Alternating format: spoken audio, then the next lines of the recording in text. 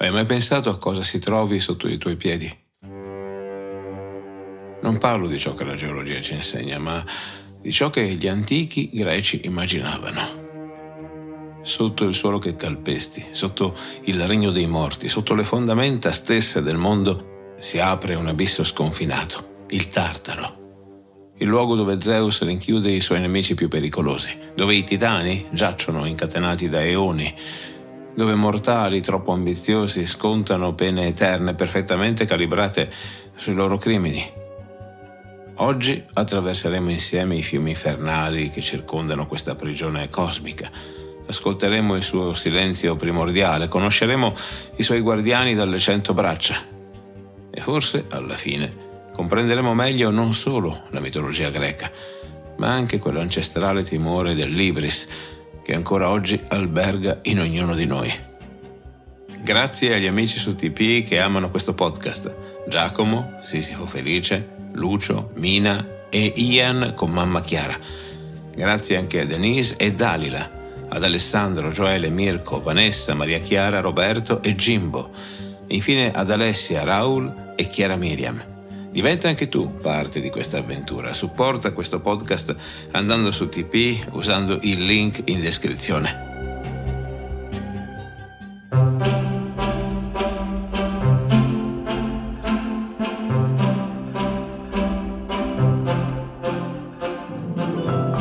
Questo che stai ascoltando è Mitologia, le meravigliose storie del mondo antico. Sono Alessandro Gelain, insegnante di filosofia, psicologia e scienze umane. Se vorrai stare in mia compagnia, ti offrirò le storie più interessanti della mitologia greca e romana. Il mito ha ancora molto da insegnarci e talvolta, come uno specchio, è capace di mostrare meglio a noi stessi quello che siamo. Puntata numero 218. Abisso senza fine. Il Tartaro, la prigione degli dei.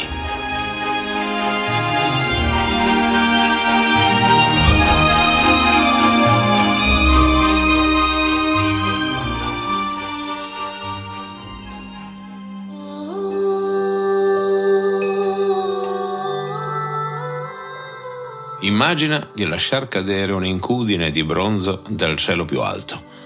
Questa massa metallica precipiterebbe attraverso l'aria per 9 giorni e 9 notti prima di toccare terra. Ora immagina di prendere quella stessa incudine e lasciarla cadere dalla superficie terrestre in una voragine. Impiegherebbe altri 9 giorni e 9 notti prima di raggiungere il Tartaro. Così Esiodo, nella sua Teogonia, ci descrive la spaventosa profondità di questo luogo che si trova nelle viscere più remote del mondo, tanto lontano sotto i nostri piedi quanto il cielo lo è sopra le nostre teste. Il Tartaro non è semplicemente una prigione, è il carcere per eccellenza. Il luogo da cui non si può fuggire, dove gli dei rinchiudono nemici potentissimi e coloro che hanno osato sfidare l'ordine cosmico. Qui, nelle tenebre più profonde, oltre triplici mura di bronzo, si trovano creature e divinità che hanno cercato di sovvertire l'ordine stabilito da Zeus. Qui sono imprigionati i titani. Qui scontano la loro pena eterna Tantalo, Sisifo e tanti altri che troppo hanno osato. Ti starei chiedendo come sia fatto questo luogo terribile che ossessiona l'immaginario degli antichi greci. Omero nell'Iliade ce lo descrive come una voragine sotterranea profondissima, chiusa da porte di ferro e preceduta da una soglia di bronzo. Si trova così in basso che persino Ade, il regno dei morti, sembra un luminoso giardino al confronto. È un luogo umido e gelido, avvolto in una perpetua oscurità, che nemmeno gli dei amano visitare o anche solo contemplare dall'Olimpo. Le sue mura sono talmente spesse che nemmeno il più potente dei titani potrebbe scalfirle. Il suolo è battuto da venti gelidi e l'aria è così densa che persino gli immortali faticano a respirarla. Ma la caratteristica più terribile del Tartaro non è la sua profondità, né le sue mura impenetrabili. È il fatto che si trovi alle radici stesse del mondo. Quando Poseidone, il dio che scuote la terra, fa tremare il suolo, è perché sta scuotendo queste radici primordiali che affondano nel Tartaro. Esiodo ci racconta che qui si trovano le fonti e i confini di tutto ciò che esiste, la terra, il mare, il cielo stellato. È come se l'intero universo fosse un immenso albero le cui radici affondano in questo abisso primigenio. Questo aspetto è fondamentale per capire il ruolo del Tartaro nella visione greca del cosmo. Non è solo un luogo di punizione, ma uno dei pilastri su cui si regge l'ordine universale. La sua esistenza è necessaria quanto quella del cielo o della terra. Ti starai domandando come si possa accedere ad un luogo così remoto e terribile. La risposta è semplice: non si può. Almeno ciò non è concesso ai mortali. Solo gli dei possono varcare le sue soglie, e anche loro lo fanno raramente e con grande timore. L'ingresso è custodito da figure terribili, creature primigenie che servono a Zeus, ma che ricordano ancora il caos originale da cui tutto ha avuto inizio.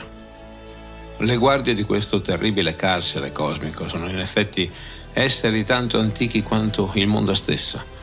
I centimani, Cotto, Briareo e Gige, creature gigantesche, dotate, come suggerisce il loro nome, di 100 braccia e 50 teste ciascuno, sorvegliano instancabilmente l'ingresso del Tartaro. La loro storia è emblematica di come Zeus abbia saputo conquistare e mantenere il potere. Durante la Titanomachia, la grande guerra tra gli dei olimpici e i titani, i centimani erano stati imprigionati nelle profondità della terra da Crono.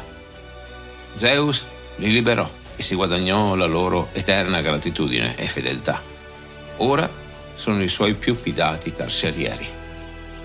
Là dimorano i titani, nell'oscurità caliginosa, ci racconta Esiodo, per volere di Zeus, adunatore di Nembi. E proprio qui troviamo un particolare interessante. I centimani non solo impediscono le fughe, ma proteggono anche i prigionieri da eventuali tentativi di liberazione dall'esterno. La loro vigilanza è totale in entrambe le direzioni.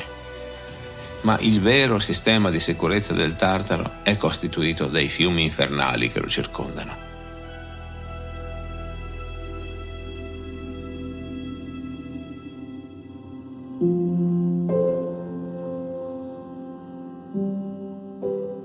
Lo Stige, il più terribile tra questi, non è un semplice corso d'acqua. Sulle sue acque viene pronunciato il giuramento più sacro e vincolante per gli dei. Chi giura sullo Stige e poi tradisce la propria parola viene condannato a 9 anni di morte apparente, privato del nettare e dell'ambrosia, escluso da ogni consiglio e banchetto divino. L'Acheronte, il Cocito e il Flegetonte. Questi fiumi formano una rete inestricabile intorno al Tartaro. Le loro acque non sono fatte per dissetare. Alcune bruciano come fuoco liquido, altre sono più fredde del ghiaccio più antico. Attraversarli è impossibile senza l'aiuto di Caronte, il tetro traghettatore, che però obbedisce solo agli ordini di Zeus. Ma forse l'aspetto più terrificante del Tartaro non sono le sue guardie o i suoi fiumi, è il silenzio. Un silenzio così profondo e innaturale che persino i pensieri sembrano congelarsi. Gli antichi greci lo chiamavano il silenzio primordiale, quello che esisteva prima che il mondo stesso prendesse forma. Eppure, questo silenzio è talvolta spezzato dalle grida dei dannati che risuonano lugubri.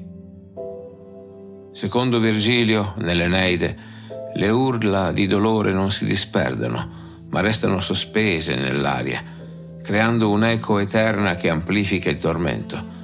È un silenzio paradossale, dove l'assenza di suoni normali rende ancor più terrificanti i lamenti che occasionalmente lo interrompono. In questo peculiare silenzio, i prigionieri scontano le loro pene. Alcuni, come vedremo, sono condannati a ripetere eternamente azioni futili. Altri sono semplicemente incatenati nell'oscurità, privati di ogni compagnia se non quella dei rimorsi.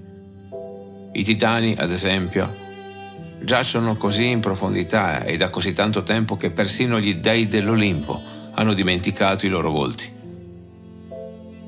Ma chi decide chi deve essere imprigionato nel Tartaro? Come funziona la giustizia divina? Al contrario dell'Ade, che accoglie indistintamente le anime di tutti i morti, il Tartaro è una prigione selettiva. Non tutti i malvagi finiscono qui. Solo coloro che, come ti dicevo, hanno commesso crimini contro l'ordine cosmico stesso, che hanno sfidato direttamente gli dei o cercato di sovvertire le leggi fondamentali dell'universo. I giudici infernali, Minosse, Radamanto ed Eaco, non hanno giurisdizione sul Tartaro. Qui è Zeus stesso, il padre degli dei, a decidere le condanne, e le sue sentenze sono tanto creative quanto inesorabili. Prendiamo ad esempio il caso di Sisifo, di cui ti parlerò più approfonditamente in una prossima puntata. La sua punizione, spingere eternamente un masso su per un pendio solo per vederlo rotolare giù ogni volta, non è una semplice tortura, è un'allegoria perfetta della sua vita, fatta di inganni e stratagemmi, che alla fine si sono ritorti contro di lui. O pensiamo a Tantalo, che per aver tradito la fiducia degli dei ed aver rivelato i loro segreti è condannato ad una fame e una sete eterne, con il cibo e l'acqua sempre a portata di mano ma eternamente irraggiungibili. La sua punizione riflette il suo crimine. Per aver voluto troppo, ora non può avere nulla. Ma il Tartaro non è solo un luogo di punizione, è anche un monito. Le sue storie venivano raccontate di generazione in generazione per ricordare agli uomini i limiti della loro condizione mortale, non sfidare gli dei. È questo il messaggio che emerge da ogni racconto di condanna al Tartaro. Gli antichi greci avevano un termine preciso per definire questa tracotanza, questa eccessiva presunzione che porta gli uomini a sfidare gli dei. La chiamavano ibris, e la ibris quasi invariabilmente conduceva al Tartaro.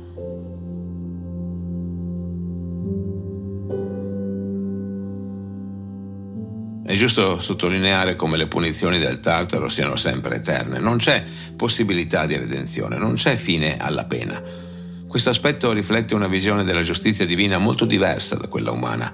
Gli dei non puniscono per correggere o riabilitare, ma per mantenere l'ordine del tutto.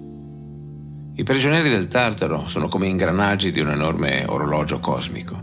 Le loro punizioni sono parte dello stesso universo. Si nota infatti come Zeus abbia scelto due tipologie di punizioni per i dannati del Tartaro. Da un lato le punizioni statiche, come quelle dei titani, immobilizzati nelle loro catene di bronzo, simbolo di forze primordiali che devono essere contenute e immobilizzate. Dall'altro le punizioni dinamiche, come quelle di Sisifo e di Tantalo, costretti ad un movimento perpetuo ma futile, emblema dell'ambizione umana che si agita senza raggiungere mai il proprio scopo. Anche in questo si manifesta la sapienza di Zeus. Ogni pena è un microcosmo che riflette perfettamente non solo il crimine, ma anche la natura profonda del colpevole. Il masso di Sisifo deve continuare a rotolare, Tantalo deve continuare a desiderare, i titani devono rimanere incatenati perché questo è l'ordine delle cose stabilito da Zeus.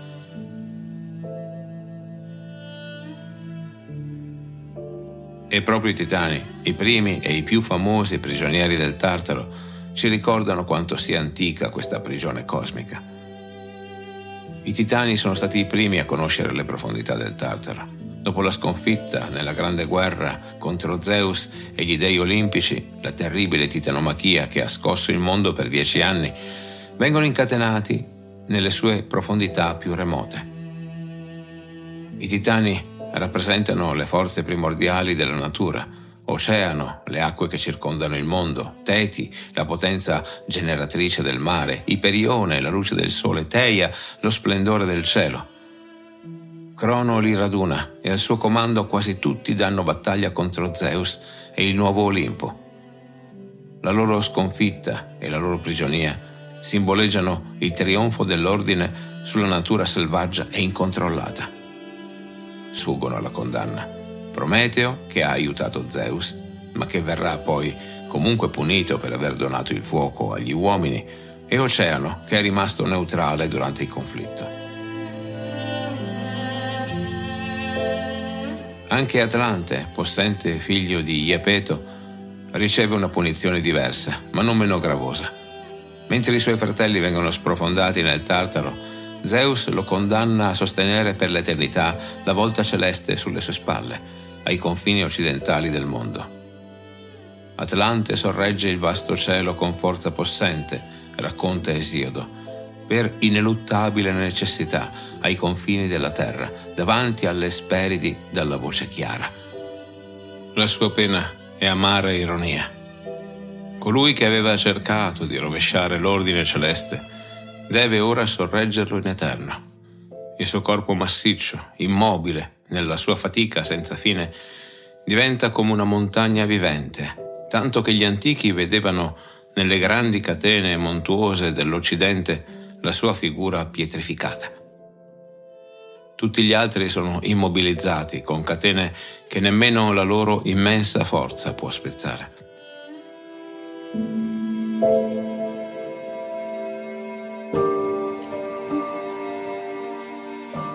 E il Tartaro continua ad accogliere nuovi prigionieri, mortali troppo ambiziosi come Sisifo, criminali divini come Tantalo, meschini irriconoscenti come Issione. Ognuno di loro ha una storia da raccontare, una storia di ibris e di caduta, di ambizione e di punizione. E nelle prossime puntate esploreremo proprio queste storie, questi racconti di dei immortali che hanno osato troppo e ora pagano il prezzo della loro audacia nelle profondità più remote del cosmo. Ma per ora lasciamoli qui, nel silenzio eterno del Tartaro, dove il tempo stesso sembra essersi fermato. Mentre in superficie il mondo continua a girare, mentre dei e mortali continuano le loro vite, qui sotto, nelle radici stesse dell'universo, le punizioni continuano immutabili come il destino stesso. Ti aspetto alla prossima puntata.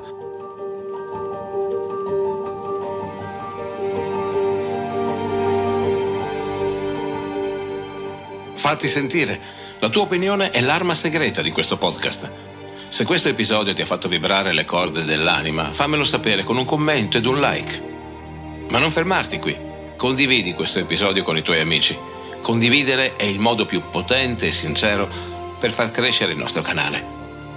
Ti piacerebbe essere sempre aggiornato sui nuovi episodi, vero? Ottima idea! Iscriviti ora, così sarai avvisato ad ogni nuova uscita. Questo progetto non è solo mio, è tuo. Se vuoi plasmare il destino di questo podcast, clicca sul link TP nella descrizione. Scoprirai un mondo di opportunità per contribuire e anche qualche vantaggio. Ogni tuo gesto è una tessera fondamentale nel mosaico della nostra avventura. E anche se per ora non puoi supportarmi, visita comunque TP con lo stesso link. Ci sono tante novità e aggiornamenti sulle varie puntate che non vorrai certo perderti. Nei post rispondo alle richieste e alle curiosità degli ascoltatori inviate sulle varie piattaforme. È il posto giusto per avere risposte dirette alle tue domande. In libreria c'è una bella eco di questo podcast. Trovi Eracle, la via dell'eroe, il mio secondo libro. Nella descrizione di questo episodio trovi un link per scaricare un estratto gratuito.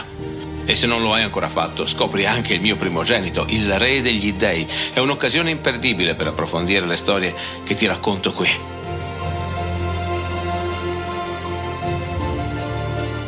Hai appena ascoltato un episodio del podcast Mitologia, le meravigliose storie del mondo antico, raccontate da me, Alessandro Gelain. Grazie per esserti sintonizzato.